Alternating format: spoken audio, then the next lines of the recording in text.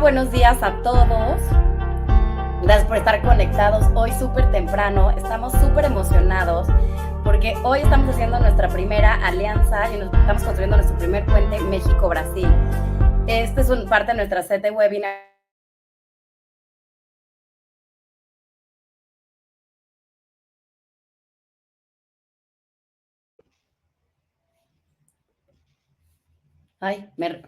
Perdón, una falla técnica. Regresamos. Pero esta es la parte de nuestra set de webinars donde estamos buscando entender todo lo que tiene que ver con las finanzas abiertas, todo lo que tenemos que empezar a derivar para que nosotros como mexicanos podamos estructurar e implementar el mejor Open Finance para México, para que México regrese a ser un hub financiero súper importante y podamos darle mucho contenido a todos, cada uno de ustedes. Pues hoy tenemos el súper honor de contar con Robert. Robert, él viene por parte de los Chicago Advisory Partners. Los Chicago Advisory Partners, para quien no conozcan, son toda la parte de llevan el proyecto de la Secretaría Técnica del Open Finance en Brasil. Entonces, hoy Robert nos va a platicar toda esa receta secreta de la Coca-Cola, de cómo le hizo Brasil para poder llegar y setear el Open Finance, que pues, es justo lo que más nos interesa a nosotros, ¿no? Entonces, aquí Robert, nos encanta el poder contar contigo. Gracias a todo el apoyo. Gracias principalmente al team de Sensedia, a Die, ¿cómo se llama? Y a todo el equipo y a David, que nos han ayudado muchísimo para poder llegar a coordinar esto y empezar a sentar estos puentes. Pues, Robert, te dejamos ahorita con tu presentación y pues muchísimas gracias por estar aquí con nosotros. Gracias a ti. Mucho gusto estar aquí con vosotros. Perdón un poquito por mi acento. Claro, hablo un poquito de español, pero soy brasileño. Hablo mejor portugués, ¿no? Me gusta estar con vosotros aquí. Empezando un poco de que hablaremos, claro que tendrán preguntas, pero en principio hablaré un poquito de quién somos, quién es Chicago. Sé que Beatriz ha hablado un poquito, pero pretendo dizer um pouquinho mais sobre a empresa. Eu prefiro iniciar o mundo em modelo brasileiro, umas informações interessantes aqui. A trajetória do Open Finance em Brasil, os números de 2023, um pouquinho de atualização até agora. Os impactos no mercado brasileiro e uns casos de uso, sim. E o que entendemos que são elementos claves para um ecossistema de finanças abertas. Pois Chicago Partners nasceu em ambiente de Open Finance. Em verdade, se chamava Open Banking em Brasil e ha cambiado há 2 anos. Tem a missão de ser referência em dados abertos. A empresa, claro, tem outros projetos, mas, claro, está totalmente imersa em um mundo de finanças abertas em Brasil, especialmente, e, claro, trabalhando com outras partes de Latinoamérica e também de outras partes do mundo. Em Brasil, Chicago é responsável pela gestão do projeto, chamamos PMO, gestão da infraestrutura tecnológica, a parte administrativa, financeira do projeto e também alguns serviços que hacemos para Open Finance Brasil. Temos experiência também em consultoria estratégica, em especial sócios e consultores da empresa já trabalharam em outros projetos. Eu, por exemplo, antes de trabalhar em Open Finance e estar em Chicago, trabalhava com ERPs, implantado muitos ERPs em Brasil. Pues empezamos un poquito a hablar de finanzas abiertas. Este es un mapa que está aquí llamado Open Bank Map, que habla un poquito del enfoque en cada país, cómo se ha hecho un enfoque regulatorio o impulsionado por el mercado. Essa no es una información mía. Aquí México aparece como un enfoque regulatorio. O primeiro Open Banking, não sei se sabes, foi em Índia, se me acordo, em 2015 ou algo assim. E tuve um enfoque, aí atendido um enfoque más por el mercado. Sí que había alguna regulación, pero en especial el mercado tendría que desarrollar las soluciones de Open Finance ahí. Probablemente lo más conocido es de UK, Reino Unido, que tiene un enfoque más regulatorio, un poco más estructurado. El Banco Central de ahí está más junto con los players en UK. Y como hablaremos de Brasil, claro, en Brasil entendemos que hay un enfoque regulatorio, pero sí que siempre hay un mix, ¿no? Pero principalmente regulatorio. Y claro, Europa con PSD2 y ahora PSD3, que sí, está en desarrollo y sí, probablemente en algún tiempo estará en el mercado. Que es interesante, aquí tenemos un mapa de esa consultoría, Twimbit, que hace una comparación de enfoques, iniciativas de mercado, iniciativas regulatorias y cómo eso ha pasado, cómo eso ha influenciado las iniciativas de Open Banking y Open Finance en el mundo.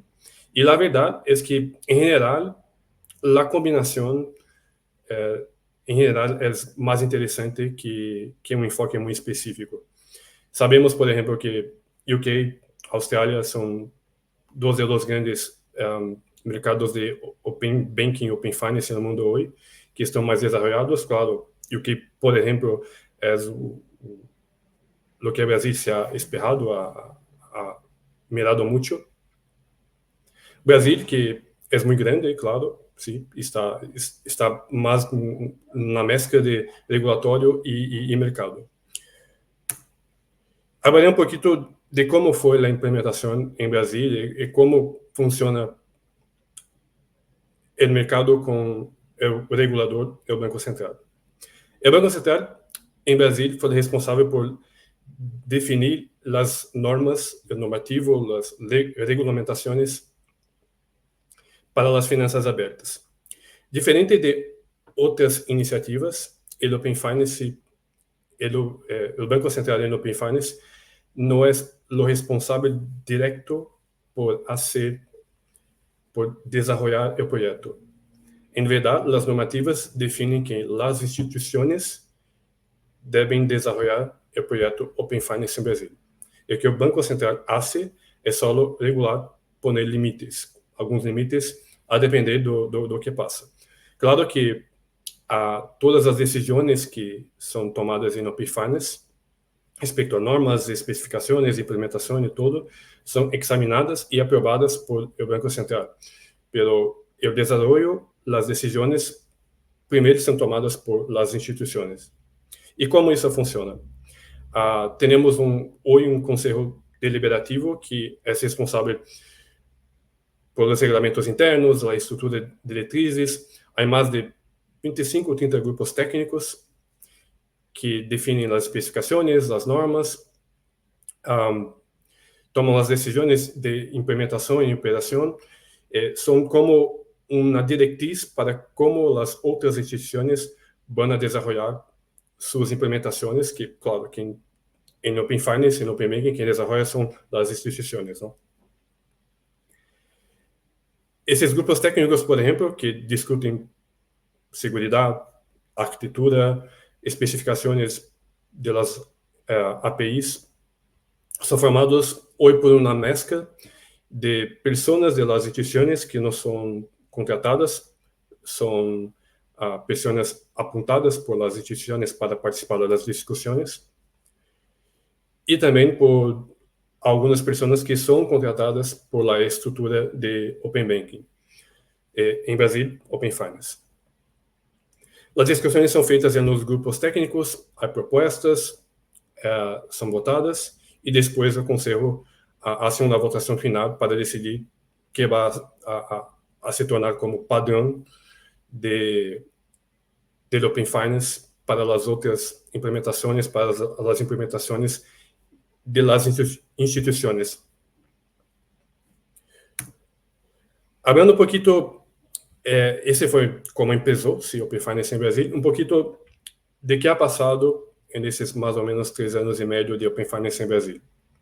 Claro que hubo una fase de implementación en que el Banco Central empezó a discutir con la sociedad el Open Banking en la época, hoy Open Finance, definió los marcos normativos, constituyó el Consejo Deliberativo y después empezó la fase de construcción. La primera API que fue lanzada en Open Banking Brasil fue en febrero de 2021, sí, hace 3 años y medio.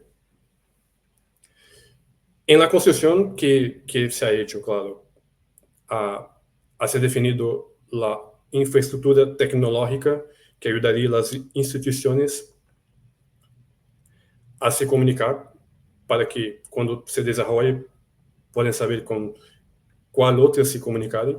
Estou hablando aqui em especial do directório de participantes em Brasil, a mesa de serviço, o portal e todas essas ferramentas que auxiliam, assistem as instituições a poder desenvolver suas implementações e ter uma fonte única de comunicação com outras instituições. Aqui, por exemplo, o diretório, a los certificados específicos que chamamos técnicamente de PKIs ou PQI, não sei exatamente como hablamos espanhol, mas sim, são as chaves públicas que cada instituição comparte com as outras para que possam acessar seus dados e, claro, para que sepa que são instituições confiáveis, não? Claro que começamos com algumas APIs e dividimos em fases, ¿sí? Hay a fase 1, que chamamos dados abertos, a fase 2, que são os dados transacionais e consentimento, a fase 3, que são serviços, em especial aqui, pagos via Pix. Hablaré pouquinho mais disso mais à frente. O Open Finance em Brasil começou muito rápido, em 2022, em maio de 2022, e aí cambiado seu nome de Banking para Open Finance, o que abrange pouquinho mais do que só as bancas, mas também investimentos, câmbio e outras coisas. Não exatamente seguros, pensão. Em Brasil, as autoridades responsáveis por seguros e pensões são diferentes e, por isso, sí, é algo que há dizemos que há projeto hermano de Open Finance em Brasil que se chama Open Insurance, que é responsável pela parte de seguros e pensões, pero sí que há uns vínculos que temos com eles, porque sí, temos que há uns produtos que têm pé aqui em Open Finance, outro pé em Open Insurance. Se empezou muito rápido em Brasil e houve freno de ordem em 2022. O que ha passado é que sí, havia roadmap que era muito agressivo e se empezaram a implantar as APIs, pero havia uns problemas que tiveram que ser resolvidos. Esse freno de ordem durou alguns meses em 2022 e, em verdade, foram alguns versionamentos das APIs de fase 2 e fase 3, que são, em verdade, as APIs que são mais importantes em Brasil. Fase 1 são dados abertos, o que significa que qualquer pessoa que sabe desenvolver pode aceder a esses dados. E a los dados transacionais é similar ao que hablamos de agregação de dados. Início de pagos, claro, são como os pagos que hacemos que há em outros países. Em 2023, com a mudança para Open Finance, se ampliou a oferta de produtos e já temos inversões, câmbios seguros. A parte de seguros, como he dicho, a parte que está aqui em Open Finance, pero a maior parte está em Open Insurance. As melhorias das APIs de fase 1 e 2, que, sim, algo que aprendemos e é muito certo é que no hay que tener miedo de hacer versionamientos. Algunas APIs ya están en la versión 4 o 5, que es, la verdad es que un versionamiento por año no era suficiente para las correcciones, las mejorías, las nuevas funcionalidades que queríamos implementar. En pagos houve mejoras en los pagos vía Pix. Aquí puedo hablar un poquito más. Pix, como vosotros debéis saber, es un medio de pagos en Brasil que es muy famoso, es un pago instantáneo. Pix especialmente es totalmente desarrollado por el Banco Central de Brasil. Es un poco diferente el abordaje que se hace con Payfinance. En caso de Pix, los técnicos que toman las decisiones, las definiciones, son del Banco Central de Brasil. Todo el desarrollo del proyecto de Pix está dentro de la institución del regulador. En caso de Open-Finance, no. Las decisiones son tomadas por las instituciones, a través de las asociaciones, a través de sus consejeros que están en Consejo Deliberativo. Y el Banco Central es como un regulador que define los límites. Sí, con eso estoy de acuerdo, con eso tenemos que hablar y ver qué hacer. ¿Por qué tenemos Pix en Brasil? La iniciación de pagos empezó a ser desarrollada utilizándose del Pix, del medio de pagos que es Pix. Eso es bueno por un lado, porque claro, ya tienes un medio de pagamento que tiene mucha penetración en la sociedad. Por otro lado, exactamente porque Pix es muy sencillo, muy fácil, es muy difícil ser más fácil, mejor que Pix. La verdad es que la jornada de pagos por Open-Finance que utiliza Pix no es simples, pero no es tan simples quanto Pix. Por isso, se empezó a hablar de algo que se llama jornada sin redireción. En portugués, hablamos sin redirecionamiento. No sé exactamente cuál es la palabra aquí, pero la verdad es que lo que hace aquí es simplificar la jornada para que hoy, cuando hace un pago por Open Finance, tienes que consentir cada pago que hace. Con la jornada sin redireción, vas a dar un consentimiento vinculado a un dispositivo que tienes, y después puede hacer varios pagos vinculados a aquel dispositivo. Es muy similar ao que hace con wallets en Google Pay, Apple Pay. La idea es muy similar, incluso utilizamos lo mismo protocolo, que es el protocolo FIDO. Hay otros protocolos, claro, pero en especial el FIDO. FIDO F-I-D-O. Em 2023 também, empezamos algumas melhoras em jornadas de usuário. La verdade é que é algo que aún estamos aprendendo um pouco. Temos um guia de UX, de experiência do usuário, que é muito complexo e completo, pero não estamos certos que é o melhor. Estamos fazendo estudos para saber se de hecho es lo que tenemos que tener. Por ejemplo, ya sabemos que en UK la abordaje es un poquito diferente. El guía es muy menos restrictivo, pero hay un reto de conversión de jornada. Por ejemplo, si tienes 100 personas que empiezan la jornada, tenéis que tener una conversión de 80, 90 o algo así. No sé exactamente los números ahí, pero es algo que, sí, está en la discusión en Brasil. Aún no hay una decisión, pero es algo que está aún siendo discutido en Brasil. En 2024 y 2026 tenemos probablemente 4 grandes retos. En 2024 especialmente, el reto es lo monitoreo y expansión. Lo que pasa es que, aunque parezca mucho tiempo, 3 años no es tanto para mudanzas tan disruptivas. Y lo que pasa es que hay muchos players, hay muchas instituciones que aún no consiguen alcanzar los niveles de calidad que serían interesantes, similares a otros productos. Por eso, el Banco Central ha elegido 2024 como un año para que ese monitoreo sea muy fuerte y mire,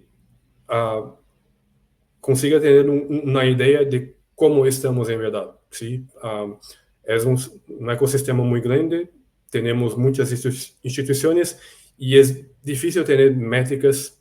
Y la idea de monitoreo es garantir que esas métricas lleguen a la estructura de Open Finance y con esas métricas podamos tomar decisiones, podamos mirarlas y pensar lo que hacer con los próximos pasos, cuáles las APIs que necesitan de mejoras, cuáles especificaciones que tal vez necesitan de evolución y cosas así. Claro, la iniciación de pagos es muy relevante. Como ya he hablado, tenemos la jornada sin dirección, pero también tenemos otras cosas haciendo ahí. Acabamos de lançar em março, abril, umas novas funcionalidades em pagos, barreira de contas, programações recorrentes, piques automáticos. Hablarei um pouquinho mais à frente sobre eles. E para 2025 e depois 26, há 2 grandes retos. O primeiro é a construção da estrutura definitiva do Open Finance Brasil. Hoje temos uma estrutura de projeto, uma estrutura que foi montada para o projeto Open Finance empezar. Agora temos prazos que foram postos pelo Banco Central para poner em marcha uma estrutura de empresa, uma estrutura profissional com pessoas contratadas, não somente pessoas de las instituciones como temporales, pero contratadas para trabajarem com Open Finance. E a portabilidade de crédito, que é provavelmente uma das coisas mais novas aqui, que em verdade ha empezado esta semana. Temos um roadmap de 2 anos para ser, que é muito interessante também, pero hablarei um pouquinho mais à frente. Aqui um pouquinho de números em Brasil. Dividimos aqui por fases 2 e 4B, que são a agregação de dados, inversão em câmbio, que são o que está relacionado com compartilhar dados, e fase 3, que são os pagos. Na fase 2, em 2023, tivemos 51 mil milhões de chamadas de APIs. Em 2024, em julho, como é posto aqui, já temos algo como 1,8 mil milhões de llamadas por semana, lo que deja claro que sí, ya es algo, ya es una realidad en Brasil. En términos de consentimientos, teníamos 41 y ya llegamos a 48 millones de consentimientos en julio de 2024. Sí, que es un número muy grande, pero aquí no son consentimientos únicos, son consentimientos totales. Si piensas que en Brasil la população bancarizada é como um 80, 90%, a população adulta, hacer as contas, temos uma possibilidade de alcançar como, e cada pessoa tem 4 ou 5 contas, temos possibilidade de alcançar como 800 mil milhões de consentimentos, do que nos ensina que, em verdade, 41 mil millones es mucho, 48 millones es mucho, pero aún hay mucho que hacer. También tenemos aquí una información sobre las instituciones que están en directorio central, directorio de participantes en Brasil. Son 484 en 2023, probablemente tenemos un poquito más ahora en 2024. Y la verdad es que Estão aí porque são obrigadas, sim. O Banco Central define a obrigação de participação em Open Finance. Há aqui sistemas cooperativos, bancas, instituições de pagos e coisas assim. Dentre essas 484, 58 têm APIs publicadas, o que significa que se estão publicadas é que pode aceder a essas APIs. Ou seja, estão operacionais em verdade. E 93% de taxa de sucesso em APIs, o que é bueno, pero claro, há que melhorar. Em termos de pagos, temos mais de 54 milhões de chamadas.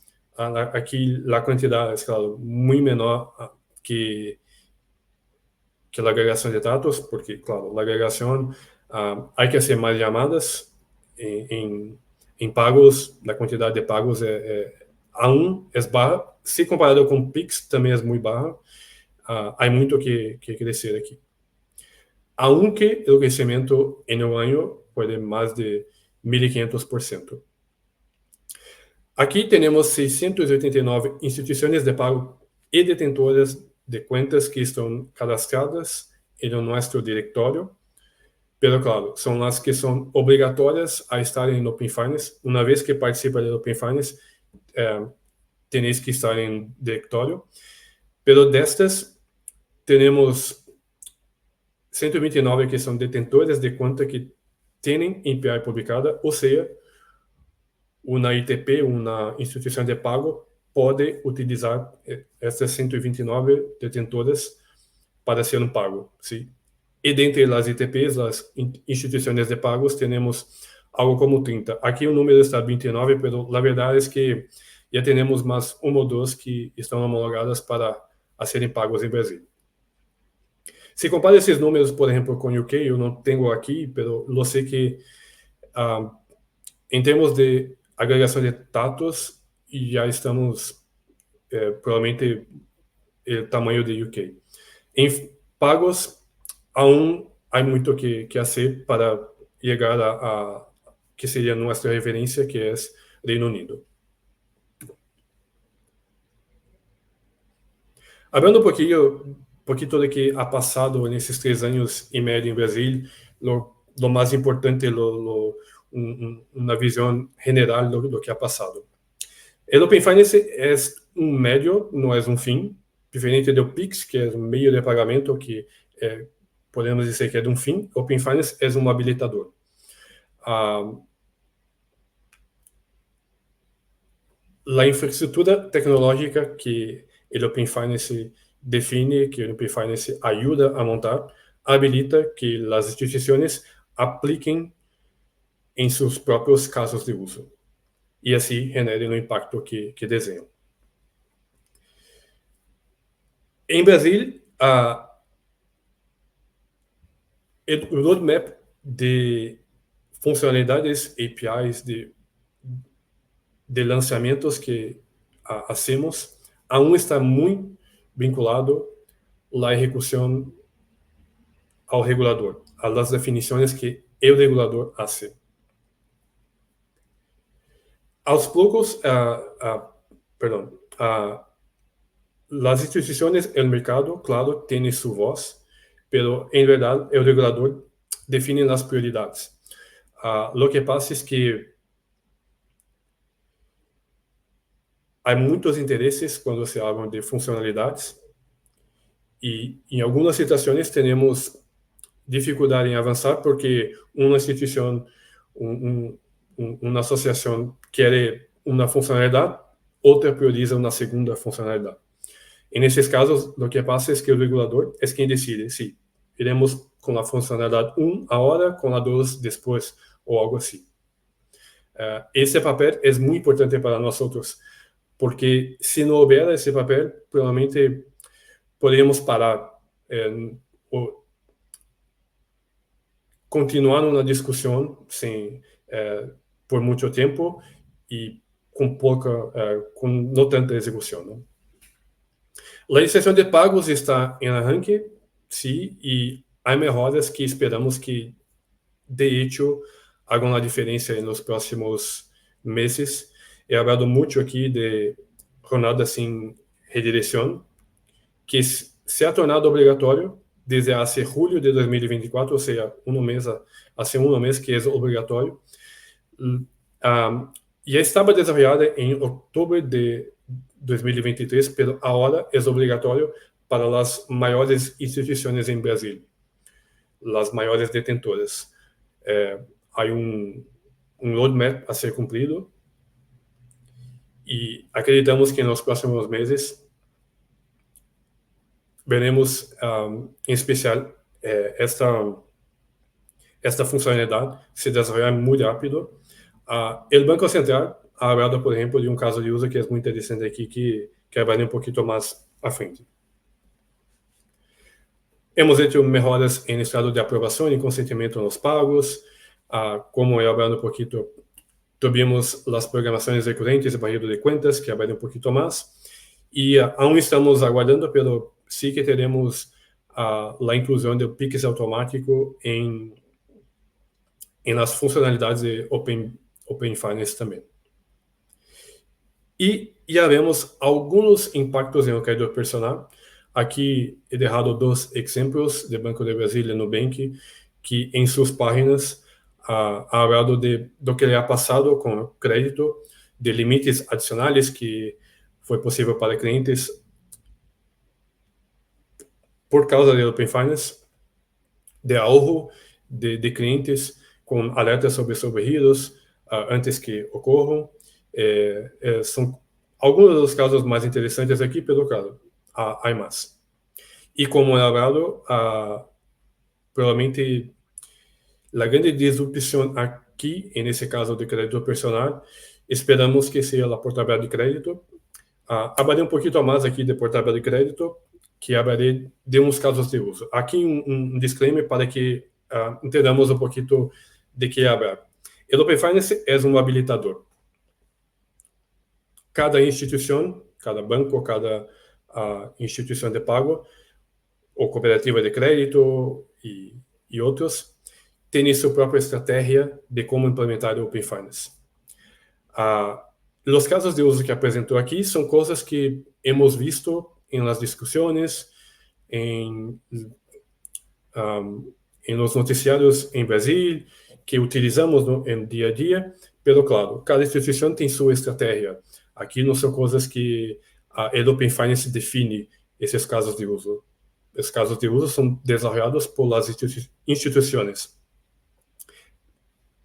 Lo que desarrollamos en Open Finance, en el proyecto, son solo los habilitadores para que estos casos de uso puedan se desarrollar. Por ejemplo, tenemos aquí a PFM, que es muy común. En verdad, yo mismo tengo cuentas en dos bancas en Brasil y puedo ver mi extracto de una cuenta en otra. Aún no tenemos muchos movimientos que podemos hacer, pero ya vemos a empezar a las bancas utilizarem las opciones que Open Finance trae para poner en marcha ese tipo de funcionalidad. Y hemos visto el comparador de servicios, que compara préstamos, financiaciones y cosas así. Claro, la análisis de riesgos para hacer propuestas de crédito. Há uma funcionalidade, um caso de uso muito interessante, uma grande banca, não me acordo exatamente qual, Bradesco, Banco do Brasil, e hace abertura de conta em um clique.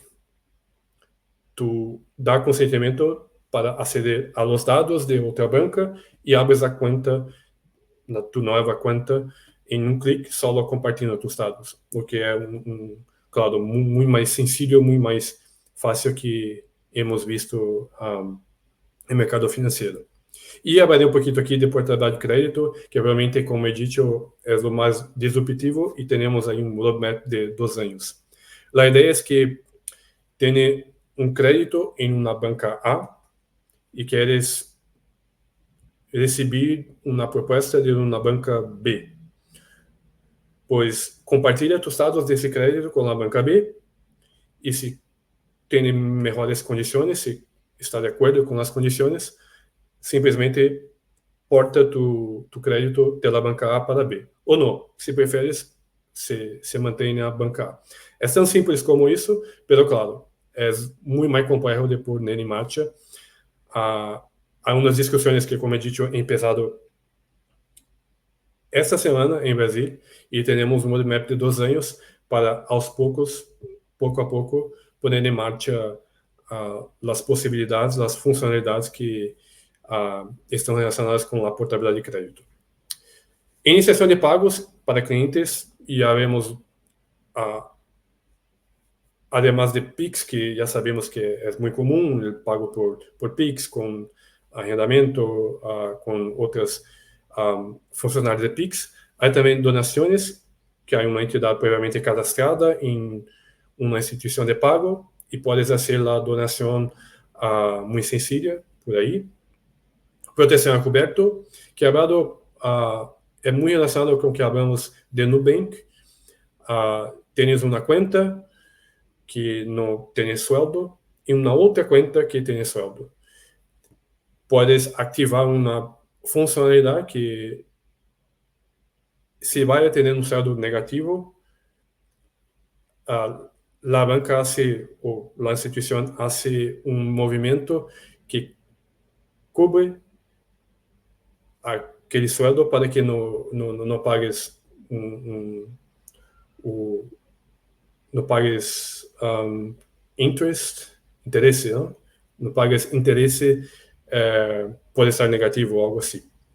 É claro, há todo um processo para fazer isso, há que ter um consentimento, há que ter umas regras, mas sim, é algo que já estão fazendo.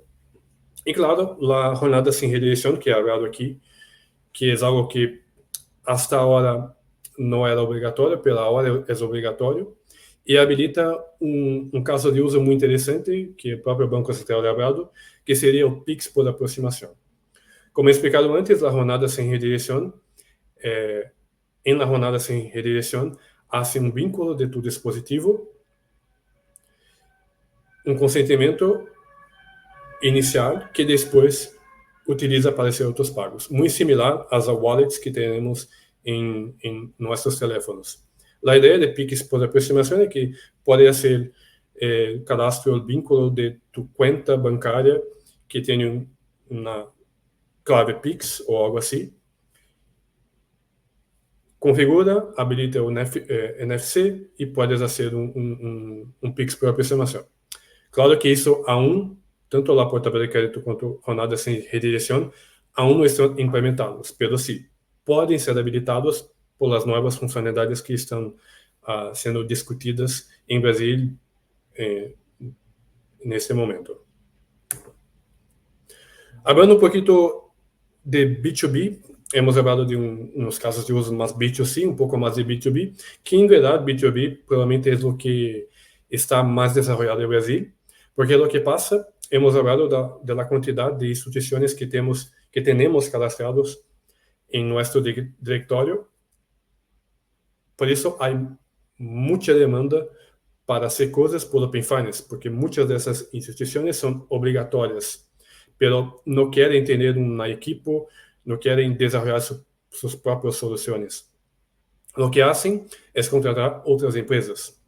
Temos empresas, por exemplo, que funcionam como ITP as a Service, que são iniciadores de pagos que oferecem seus serviços para outras instituições e só troca suas marcas, por exemplo. Temos Open Finance as a Service, que a ideia é que terceiros possam desenvolver, que já têm suas soluções desenvolvidas, ofereçam a outras empresas a opção de contratá-los e fazer câmbio de la marca, do que chamamos de white label, ¿sí? Claro, además disso, há analytics. O facto é que com as informações que tens ao compartilhar dados, é muito mais fácil fazer análise de risco, fraudes, perfil de clientes. A análise é mais assertiva, não sei se é uma palavra, mas es más detallada, tienes más condiciones de hacer algo bien hecho, ¿no? BFIM, que es muy similar, BFIM, pero para empresas y otros tipos de soluciones a white label. Vale. Estoy quase acabando. Solo um ou dois slides e acabamos e abro para perguntas. Aqui é resumo do que entendemos que é importante para desenvolvimento de Open Finance ou Open Banking. Estamos falando de las finanças abertas, ¿no? Lo que é fundamental ter para fazer o desenvolvimento de Open Finance donde quer que seja. Claro, hay que tener una gobernanza muy bien definida. Lo que pasa es que, en especial, se deja muy abierto al mercado. Muchas decisiones no son tomadas porque las discusiones se pasa mucho hasta que las discusiones de hecho lleguen a una conclusión. Lo que pasa en Brasil es que hay un sistema muy claro de desarrollo de propuestas, de votação dessas propostas, a aprovação por o Banco Central e, claro, poner em marcha as propostas que foram decididas. Isso é muito claro para os participantes e, depois de aprovado, está muito claro que é algo que tem que fazer. Não há muito mais do que discutir. A discussão passa antes. O sistema de tomada de decisões hace que as discussões sejam mais eficientes e haja participação das partes interessadas. E no momento que deve haver a participação dessas partes. A estrutura é importante e aqui hablo especialmente a estrutura técnica, a estrutura tecnológica. Estou falando um pouquinho mais aqui de Brasil. A verdade é que sem um diretório seria muito difícil para nós implantar um sistema de finanças abertas, um ecossistema, porque seria muito difícil identificar quais são as entidades que são obrigatórias, quais que têm uma API específica ou outra. Se vão ao portal de Open Finance em Brasil, vão mirar que temos hoje, não sei, 30, 40 APIs, não me acordo exatamente o número, mas é algo dessa magnitude. Cada API, para cada API, claro, cada instituição, cada participante pode implementar uma combinação dessas APIs.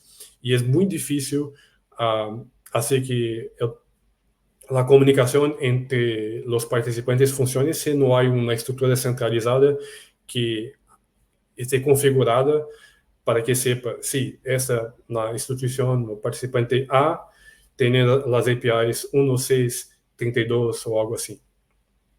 E, claro, há outras estruturas que estão em marcha em Brasil que também são interessantes. Não só o diretório. Claro, temos motores de conformidade, em que hacemos a certificação, temos plataformas que coletam as métricas das instituições. Todo isso é uma estrutura tecnológica que suporta para que quem de fato desenvolve pueda enfocar-se no que está desenvolvendo, enfocar-se em pensar em produtos, em casos de uso. Há que ter um financiamento, não he hablado muito aqui, mas em Brasil o financiamento é proporcional ao patrimônio líquido das instituições, dos participantes.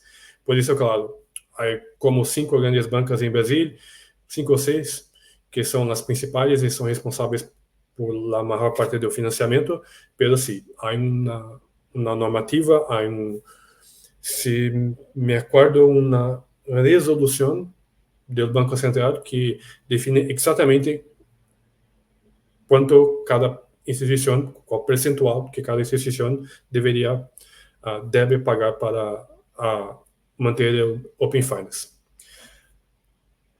Alcance de participantes, isso não é hablado muito, mas para cada API há um rol de participantes que têm participação obrigatória y otros es opcional. Lo obligatorio en general está muy vinculado al porte de la institución. Cuanto mejor, probablemente va a tener que ser obligatorio. Pero claro, para las opcionales, si quieres participar de Open Finance, pasas a contribuir con financiamiento y tiene que hacer el mínimo para desarrollar el mínimo de APIs que es necesario para Open Finance. El opcional no es opcional que hace cuando quieres. En verdad, es que puede empezar cuando quieres, pero una vez empezado, tiene que poner en marcha y adecuarse a todo lo que es definido como padrón del Open Finance. Servicios ofrecidos, hay que hablado bastante como hay una agenda regulatoria, una definición de roadmap por el regulador que ayuda mucho a tener la próxima dirección, lo que tenemos que hacer en los próximos meses, en los próximos años. Eso ayuda en la planificación de lo que va a ser desarrollado. Arquitectura técnica, he hablado un poquito aquí también en estructura. Hay muchas herramientas que son utilizadas aquí, pero también, además de las herramientas tecnológicas, también tenemos medios de comunicación con los participantes. Tenemos el portal del Open Finance, en verdad, es dividido en 3 partes. Una de ellas es enfocado en un desarrollador para que tenga las herramientas suficientes para que pueda desarrollar sus APIs, sus productos. Los estándares tecnológicos, que claro, es parte central del Open Finance, cuáles son las definiciones de API, cómo funciona la protección de datos, la seguridad, cómo es la experiencia de usuario, cuáles son los protocolos de prevención de fraude que deben utilizar y cosas así. Y claro, algo que he hablado un poquito, pero es algo que después de tener toda esa estructura, tener la gobernanza, tener los servicios, la arquitectura, tiene que poner en operación testes, monitorar métricas y tener feedback para saber, sí, lo que haré después. Tenemos algo en marcha, pero sí, quién está mejor, quién no está tan bien, qué podemos hacer para ayudar, cuáles son los próximos pasos que tenemos que hacer. Es muy parecido aquí con un flujo PDCA, ¿no? Estamos aquí en la parte de feedback, en la parte que, sí, hemos mirado lo que está pasando y ahora tenemos que regular, hacer una regulación un poquito más detallada, un poquito más acurada para saber para dónde ir, qué haremos después. Y por último, dejo aquí mis contactos de Chicago. Estoy en LinkedIn, tienen aquí mi mail. En Chicago tenéis ahí el website con las informaciones de quién somos, qué proyecto hacemos, cuáles son las, en especial en Open Finance, cuáles son nuestros clientes, cuáles son los socios de la empresa, de dónde vienen, qué experiencia tienen. Con eso termino aquí. Hablé un poquito, pero espero que fue interesante y pido ayuda aquí para Beatriz para abrimos para preguntas. No, muchísimas gracias, Robert. Todos aquí súper poniendo atención y empezando a mandar bastantes preguntas. Entonces, para aprovechar el tiempo, te queremos preguntar, así como en UK, los 9 bancos obligados financian la gestión del Open Banking mediante la implementación de la entidad central OB, en Brasil, ¿cómo financian la infraestructura del directorio y el consejo deliberativo, etcétera? Vale. Y hablando un poquito de eso, pero claro, hablaré un poquito más en detalles. Lo que pasa es que hablaré cómo funciona exactamente hoy. Hacemos un budget. ¿Cómo hablamos budget? Sí. Hacemos un budget de un año. Por ejemplo, ahora mismo estamos empezando el budget de 2025. Y sabemos exactamente, claro, con algunas consideraciones, lo que pretendemos custear en el año de 2025. Por eso sabemos cuál es nuestro budget para 2025. Lo que pasa es que por determinación de la norma, los participantes del Open Finance son los que pagan para que o projeto, para que o Open Finance funcione, com base neste budget. Se o budget for, por exemplo, 1 milhão, os participantes têm que contribuir com 1 milhão. Pelo claro, cada um contribui com um valor diferente. Esse valor é baseado no patrimônio líquido do participante. Aí o Banco Central tem em sua página web, uma lista de dos patrimônios líquidos de cada banca, de cada instituição financeira e de pagos também, não só bancas. Hacemos uma somatória desse patrimônio líquido e dividimos pelo budget que temos. E aí temos o percentual de budget que cada instituição deverá pagar. Como he dicho, em Brasil, 5 ou 6 bancos são as maiores que têm um maior patrimônio líquido e pagam, claro, um percentual muito maior. Não sei exatamente qual é esse percentual, mas provavelmente entre 70% e 80%, algo muito alto. Esse é como é feito o financiamento. Não sei se está claro que esse é como se paga, mas claro, as decisões são tomadas por meio de voto. He hablado pouco disso, mas o Conselho tem 7 CIAs, 6 CIAs das associações e uma independente. Isto vai cambiar um pouquinho com a nova estrutura definitiva, mas hoje são 6 cadeiras, cada uma com um voto e um independente. Uma dessas cadeiras é das maiores bancas, outra das cooperativas, outra das fintechs e assim a las 6. Na apresentação, he puesto, pero também em portal de Open Bank, tem exatamente quais são as associações que compõem as 6 CIAs de Open Finance. O voto é igual, cada uma tem um voto. Sí que há aqui um desbalanceio, porque há uns participantes que contribuem mais em termos de financiação e têm um poder de voto um pouquinho menor. Sim, é verdade. Com a nova estrutura, há uns cambios que ajudam a balancear um pouquinho mais isso, pero a verdade é que isso é muito difícil de arreglar e é definido por o regulador. Não há muito o que fazer, porque o Banco Central decide que é assim. Na financiação proporcionada ao patrimônio líquido, os votos, um por grupo de participantes, que chamamos associações. Muchísimas gracias. Nos vamos con la siguiente, que es de Patty. ¿Cómo Brasil maneja la integración entre entidades reguladas y no reguladas para compartir la información dentro de todo el ecosistema de Open Finance? Interessante.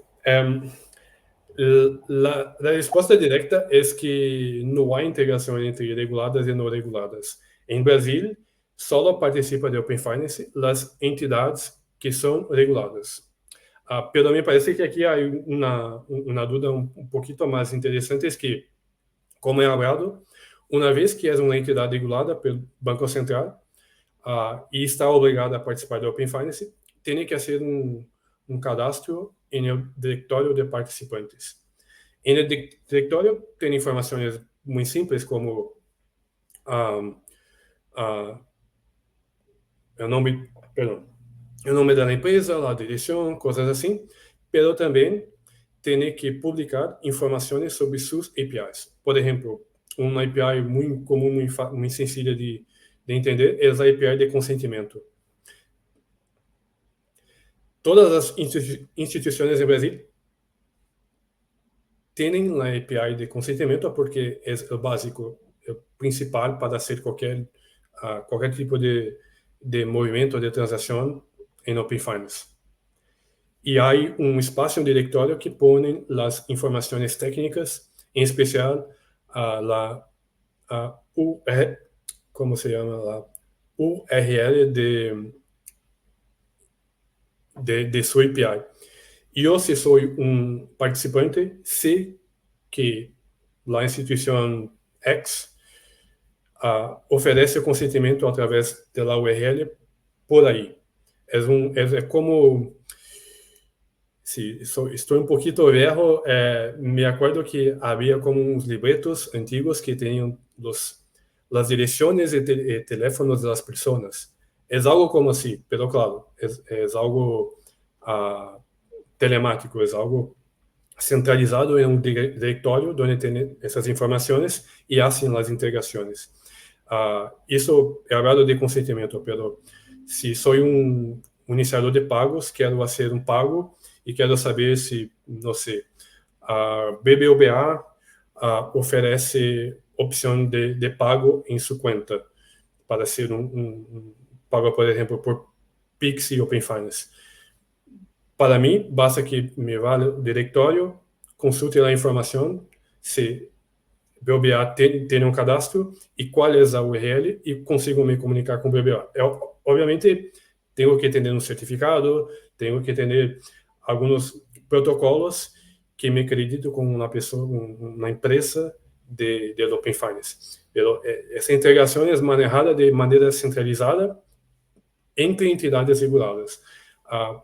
Antes de empezar a hacer qualquer cosa en Open Finance, la empresa tiene que ser regulada por el Banco Central y para que hagamos ese cadastro en el directorio, preguntamos ao regulador, ao Banco Central, se aquela empresa está regulada e pode participar de Open Finance. Por isso, sim, a pergunta foi sobre reguladas e não reguladas, mas a verdade é que solamente há integração entre entidades reguladas e através do diretório de participantes, como é exemplificado um pouquinho aqui.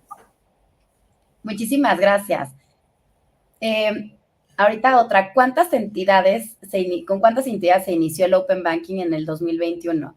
¿Todas son solo bancos? Em 2021, ha empezado com, la verdade, como obrigatórias, sim. Em Brasil é um conceito muito específico, não sei se há em outros países. O Banco Central faz um ranking de entidades por patrimônio líquido. As maiores são as chamadas S1 e S2. Depois a S3, S4 e por diante. Em Brasil, se é empezado com S1, S2. Mas, na verdade, não me acordo exatamente, provavelmente algo entre 12 e 15 entidades, S1 e S2, pero havia a possibilidade de outras entidades opcionais também participarem do Open Banking.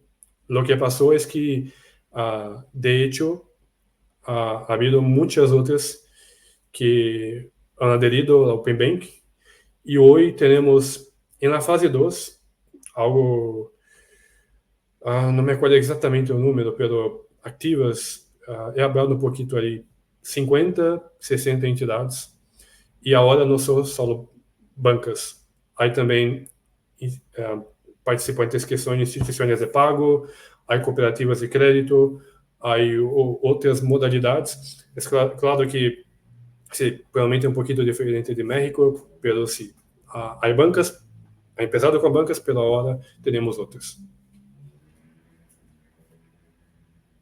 Mil gracias. Rapidísimo, ¿cuáles eran los actores principales y qué ganaba cada uno y por qué se dio que existiera la regulación? Sí, há muito que hablar aqui. Tentaré hablar un poquito más. Nos quedamos nosotros felices de tenerte aquí con nosotros. Vale.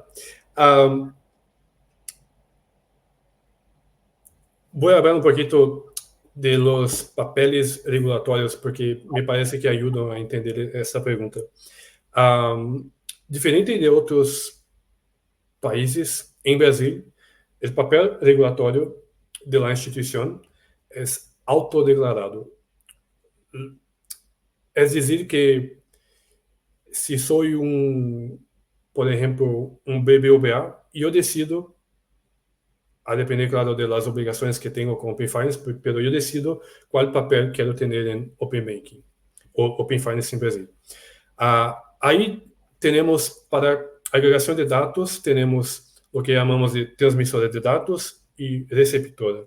Me parece muy sencillo entender. La transmisora es la entidad que tiene las informaciones originales del cliente. La receptora es la que quiere tener, que va a pedir. En palabras un poquito más técnicas, tenemos el servidor, que es la transmisora, y el cliente, que es la receptora. En la parte de servicios, en especial pagos, tenemos la detentora de cuenta y la iniciadora de pagos. Lo mismo, la detentora es el servidor, donde está el dinero, donde está el efectivo, y la iniciadora, que es el cliente. La verdad es que sí, lo que ha pasado en Brasil es que la participación en Open Finance, en su mayoría, fue obligatoria, como hemos visto en UK, como he hablado un poquito antes. ¿Por qué fue obligatoria? Algunas instituciones no tenían muchas, no podían no participar, en especial los grandes bancos.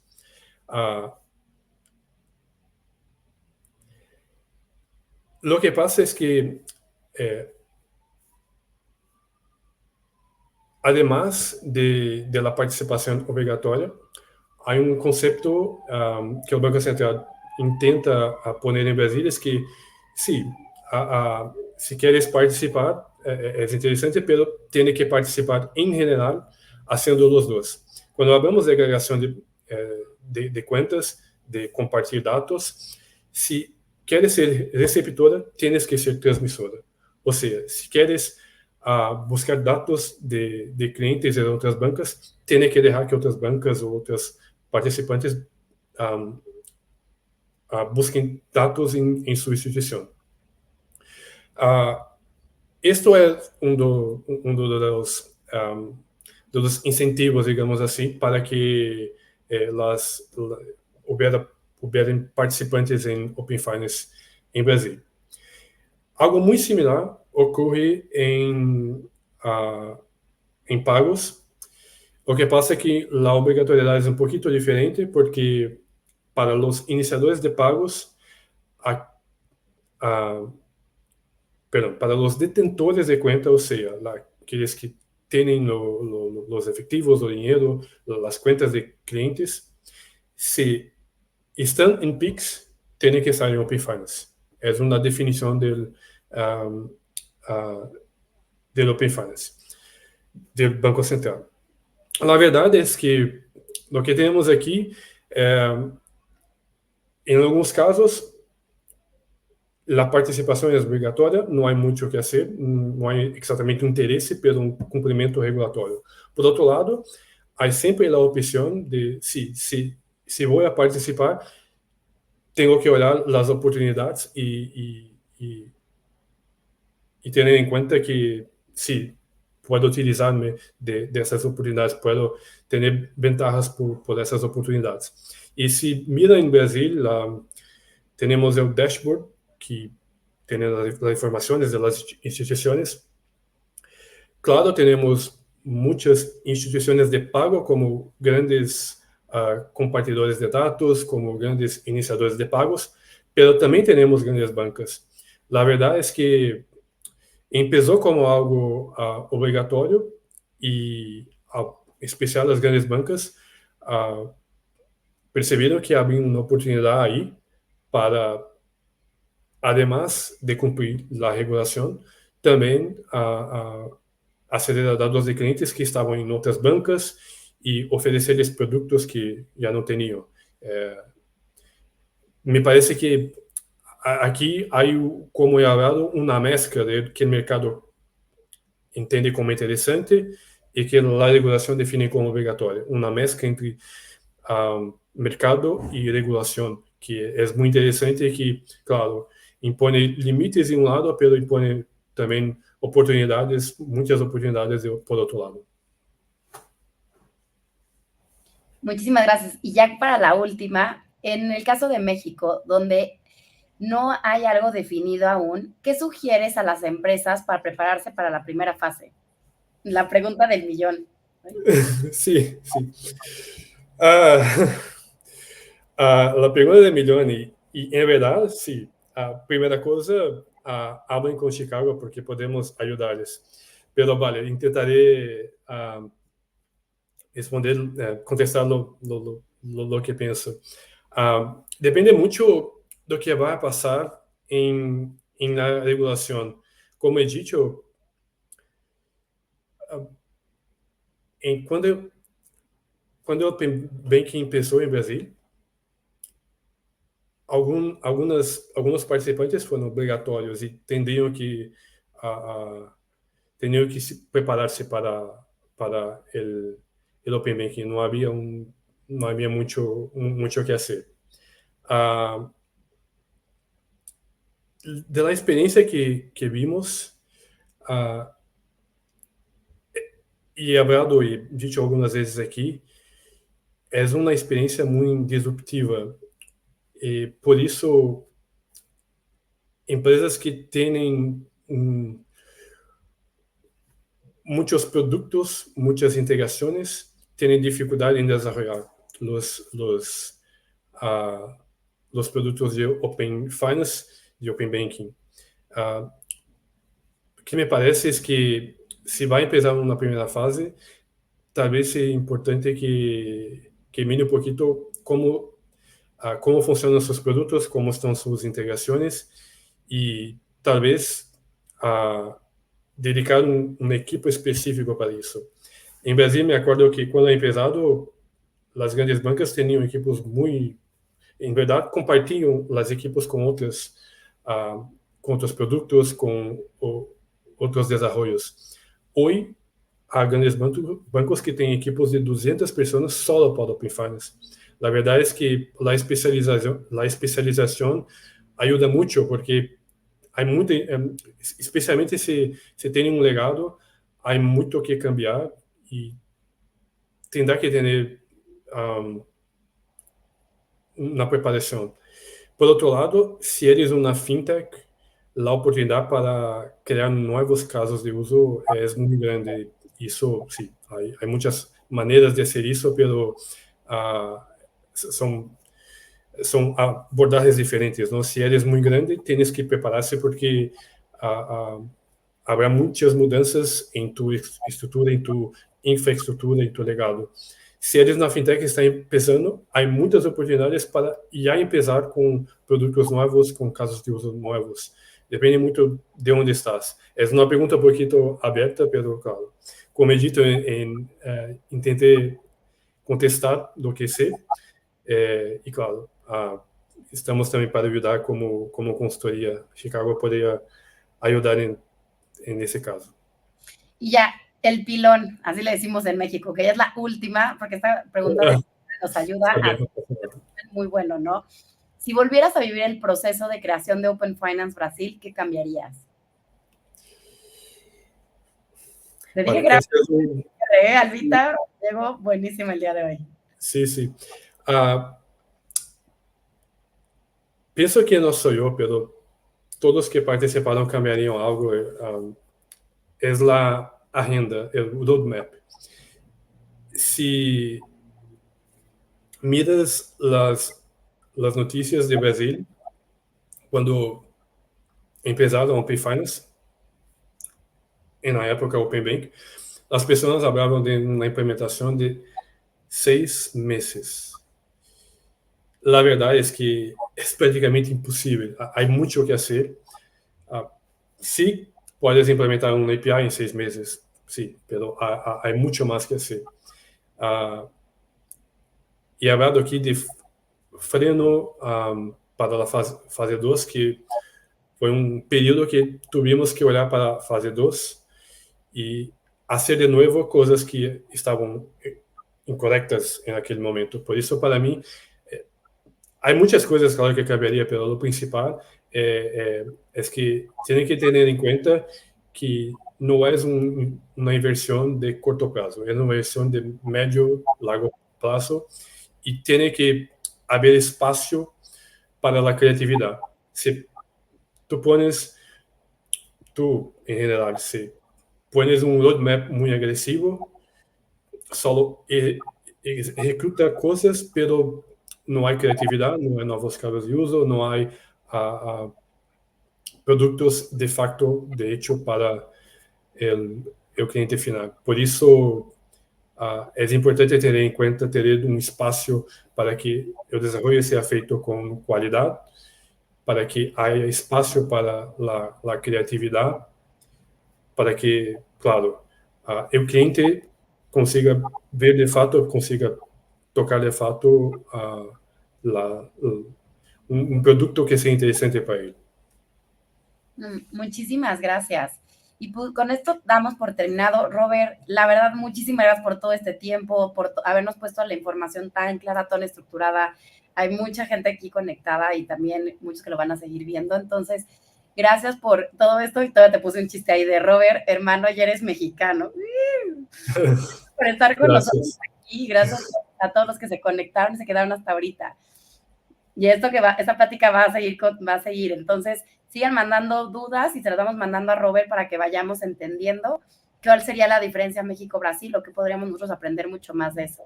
Gracias por este tiempo y gracias por estar compartiendo con nosotros. Muchas gracias. Que tengan una buena tarde ahora, ¿no? Ya es tarde, ¿no? Sí, gracias. Hasta luego.